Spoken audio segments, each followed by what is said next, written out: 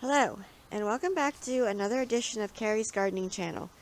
Today is April the 28th, 2018, and I have some of my plants here in a wagon.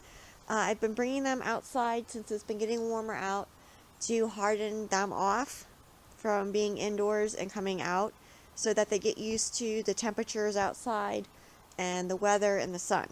So, what I have here, I have my broccoli, some of my cabbages, my cauliflower, and this one here is a calandra here, a flower. And I have Brussels sprouts, and I brought out some of my onions. I'll show you some more of what I. And here's some more onions here, and then back here we have more onions. We have our blanket flower, our Greek oregano, and then over here I have my lovage, parsley, some my lavender I brought out. I brought out my Cupid's dart flowers, lovage, status, sorry, and snapdragons. It's still kind of cool out here. It's in the 50s, the lower 50s, but there's a little chill blowing in the air.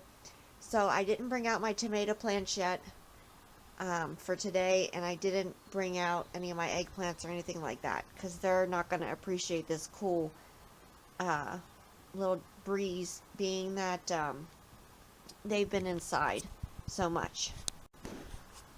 So one of the things that you want to do when you start hardening your plants off and like bringing them out to get them used to the outdoor temperatures is you want to keep them in the shade, and you want to try and like block them from the wind because they will get windburn.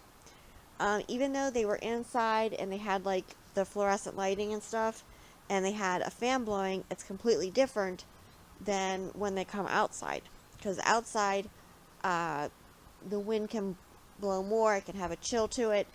The sun will sunburn the leaves if they're not used to it, and we don't want to do that. So you want to gradually bring them out into the shade. Usually when they're out in the shade, I just kind of let them out. I do monitor them to make sure, nothing's wilting or anything like that. If something wilts, take it back inside, put it back where it was growing at, and just monitor it. If it's wilting and the soil is moist, do not water it, because what's actually happening is because of the temperature change and the light change, the plant is losing water faster than what the roots can take it up. And that does happen. It even happens in the summertime, like especially with fuchsias or like the New Guinea impatiens. The plants will evaporate the water that quickly out of their leaves quicker than what the roots can uptake it. So before you water your plants, always check the soil. If the soil feels moist, don't water them. One of the biggest things that can happen when you start bringing your plants out to harden them off is you can overwater them, which I've done that with onions already. So definitely check the soil. I do keep them a little drier when they're first coming out because I don't want to overwater or rot anything. And so what I usually do is I feel the soil, and if the soil feels moist, I don't water them. If the soil feels kind of dry but really cold, I won't water them then either. You watch the plant and you see what the plant's doing.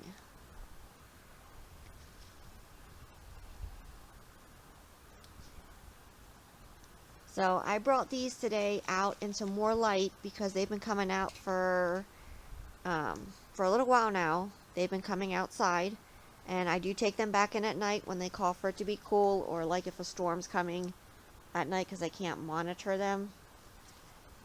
So that's the best thing I can tell you. Now I am going to give my onion seedlings another haircut because I don't want the little stems to be laying against the soil and have it get cool and have something like Bortress blight try and set in.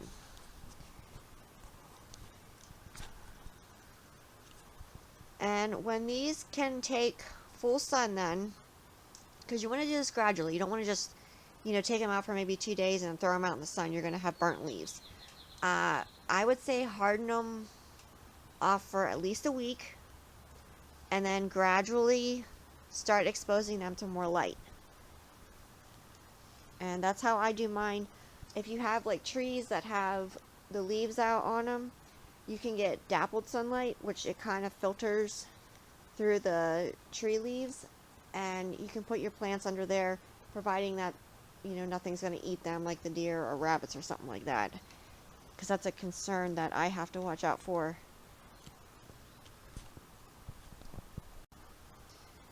Now, status can actually they need a little bit of a cooler period to get them to bloom.